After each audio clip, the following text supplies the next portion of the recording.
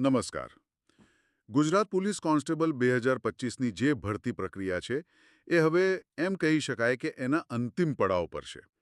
આજે આપણે આ છેલ્લા તબક્કા અને એના પછી જે તાલીમ આવવાની છે એના પર થોડી ઊંડાણપૂર્વક વાત કરીશું. આપણી પાસે જે માહિતી છે, પોલીસ કોન્સ્ટેબલ ભરતી, અંતિમ તબક્કો અને તાલીમ, એના આધારે આખી વાતને સમજીએ. તો મુખ્યત્વે આપણે એ જોવાનું છે કે હવે આગળ શું છે, ટાઈમલાઈન શું રહી શકે છે અને જે ઉમેદવારો આ તબક્કે પહોંચ્યા છે એમના માટે આગળનો રસ્તો કેવો છે. શરૂઆત કરીએ સૌથી અગત્યની વાતથી. ફાઇનલ કટ ઓફ એ ક્યારે આવશે? એવું સંભળાય છે કે ઓગસ્ટના છેલ્લા અઠવાડિયા સુધીમાં કદાચ. હા, બરાબર. અત્યાર સુધીની જે માહિતી છે એ મુજબ ઓગસ્ટ મહિનાના અંત સુધીમાં ફાઇનલ કટ ઓફ જાહેર થવાની પૂરી શક્યતા છે. અને જાણવા જેવી વાત એ છે કે જેવું કટ ઓફ આવશે એના પછીની પ્રક્રિયા ખૂબ ઝડપી બનશે એવું લાગે છે. એટલે તરત જ ડોક્યુમેન્ટ વેરિફિકેશન, પેલું ડીવી? હા, બરાબર. કટ ઓફ પછી તરત જ ડોક્યુમેન્ટ વેરિફિકેશનની પ્રક્રિયા શરૂ થઈ જશે. એમાં બધા ઓરિજિનલ ડોક્યુમેન્ટ્સ ચકાસવામાં આવે છે. અને જેવું ડીવી પૂરું થાય એટલે સીધી ટ્રેનિંગ. મતલબ ઉમેદવારોએ તો પછી એકદમ તૈયાર રહેવું પડે, શારીરિક અને માનસિક રીતે. બિલકુલ. કારણ કે ડીવી પછી તરત જ તાલીમ શરૂ કરવાનું આયોજન હોય એવું લાગે છે. એટલે સમય બહુ નહીં મળે.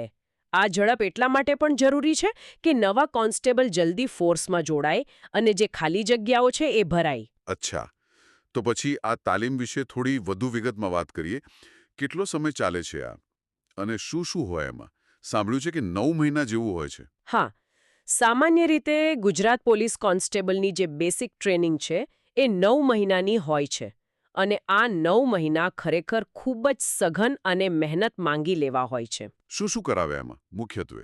જો મુખ્યત્વે 3 ભાગ હોય છે. એક તો ડ્રિલ, એટલે પેલી પરેડ ને શિસ્તબદ્ધ હલનચલન. હા હા. એનાથી શિસ્ત અને ટીમવર્ક ડેવલપ થાય. બીજું છે પીટી, એટલે કે ફિઝિકલ ટ્રેનિંગ, શારીરિક કવાયત. ફિટનેસ માટે. હા, એનાથી સ્ટેમિના અને ફિટનેસ વધે. અને ત્રીજો ભાગ પણ એટલો જ મહત્વનો છે, ક્લાસરૂમ ટ્રેનિંગ. અચ્છા, ક્લાસરૂમમાં શું? કાયદા બાયદા? એકદમ સાચું. ક્લાસરૂમમાં કાયદાકીય જ્ઞાન અપાય, જેમ કે IPC, CrPC, evidence act. Okay. પછી સ્થાનિક કાયદાઓ, પોલીસની કાર્યપદ્ધતિ, માનવ અધિકાર, આ બધું જ શીખવવામાં આવે છે. એટલે ફક્ત શારીરિક નહીં, બૌદ્ધિક રીતે પણ સજ્જ કરાય છે. બરાબર. અહીં એક વ્યવહારુ પ્રશ્ન પણ છે. આ 9 મહિના દરમિયાન આર્થિક રીતે શું? કંઈક સ્ટાઇપેન્ડ જેવું મળે? હા, મળે છે. તાલીમ દરમિયાન ઉમેદવારોને સ્ટાઇપેન્ડ ચૂકવવામાં આવે છે. અને એ પણ 7મા પગાર પંચના જે નિયમો છે એ મુજબ. સારું કહેવાય. એટલે તાલીમ પર ધ્યાન આપી શકાય. ચોક્કસ. અને એ પણ સ્પષ્ટ છે કે આ 9 મહિનાની તાલીમ સફળતાપૂર્વક પૂરી કરવી ખૂબ જરૂરી છે. હા, એ તો છે જ. એના પછી જ પોસ્ટિંગનો વારો આવે, બરાબર ને? બરાબર. તાલીમ સફળતાપૂર્વક પૂર્ણ થાય પછી જ પોસ્ટિંગ મળે. જો કોઈ તાલીમમાં નિષ્ફળ રહે તો પછી આગળની પ્રક્રિયા અટકી શકે છે. એટલે આ તબક્કો ખૂબ જ નિર્ણાયક છે. અને પોસ્ટિંગની વાત આવી તો એ ક્યાં મળે? શહેરમાં કે તાલુકામાં? કે પછી પસંદગીનો કોઈ ચાન્સ હોય? પોસ્ટિંગ મોટે ભાગે શહેર અથવા તો તાલુકા કક્ષાના પોલીસ સ્ટેશનમાં જ મળે છે. પણ અહીંયા એ સમજવું જરૂરી છે કે પોસ્ટિંગ ક્યાં મળશે એ મુખ્યત્વે પોલીસ વિભાગની જે તે સમયની જરૂરિયાત પર આધાર રાખે છે. અચ્છા, એટલે આપણી પસંદગી પર નહીં. ના, ઉમેદવારની પસંદગીને કદાચ ધ્યાનમાં લેવાય, પણ આખરી નિર્ણય તો વિભાગનો જ હોય છે.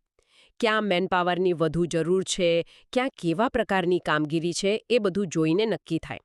સમજાયું. તો ચલો આખી ચર્ચાનો સારાંશ કાઢી લઈએ. પહેલું, ઓગસ્ટના અંત સુધીમાં ફાઇનલ કટ ઓફની અપેક્ષા રાખી શકાય. હા, એના પછી તરત જ ડીવી એટલે કે ડોક્યુમેન્ટ વેરિફિકેશન. બરાબર. અને પછી શરૂ થશે 9 મહિનાની સઘન તાલીમ, જેમાં ડ્રિલ, પીટી અને ક્લાસરૂમ લેક્ચર્સ હશે. હા, કાયદાકીય જ્ઞાન સાથે. તાલીમ દરમિયાન 7મા પગાર પંચ મુજબ સ્ટાઇપેન્ડ મળશે. અને છેલ્લે સફળ તાલીમ પછી વિભાગની જરૂરિયાત મુજબ શહેર કે તાલુકામાં પોસ્ટિંગ. બધી પ્રક્રિયા તો આપણે સમજી લીધી. પણ એક વિચાર આવે છે. આ જે 9 મહિનાની સ્ટ્રક્ચર્ડ ટ્રેનિંગ છે, ડ્રિલ, પીટી, કાયદા, એ તો થઈ ગઈ. પણ જ્યારે કોઈ નવો કોન્સ્ટેબલ તાલીમ કેન્દ્રના નિયંત્રિત વાતાવરણમાંથી બહાર નીકળીને કોઈ શહેર કે તાલુકા પોલીસ સ્ટેશનની એકદમ વાસ્તવિક, ક્યારેક અણધારી પરિસ્થિતિઓનો સામનો કરે છે, ત્યારે પેલી ટ્રેનિંગ સિવાય કઈ વ્યક્તિગત આવડતો કે ગુણ સૌથી વધુ કામ આવતા હશે? જેમ કે સ્થળ પર જ સમસ્યા ઉકેલવાની ક્ષમતા હોય, લોકો સાથે વાતચીત કરવાની કુનેહ હોય, કે પછી ઝડપથી બદલાતા સંજોગોમાં એમ કે એડજસ્ટ થવાની ક્ષમતા. આના પર વિચારવું ખરેખર રસપ્રદ બની રહેશે.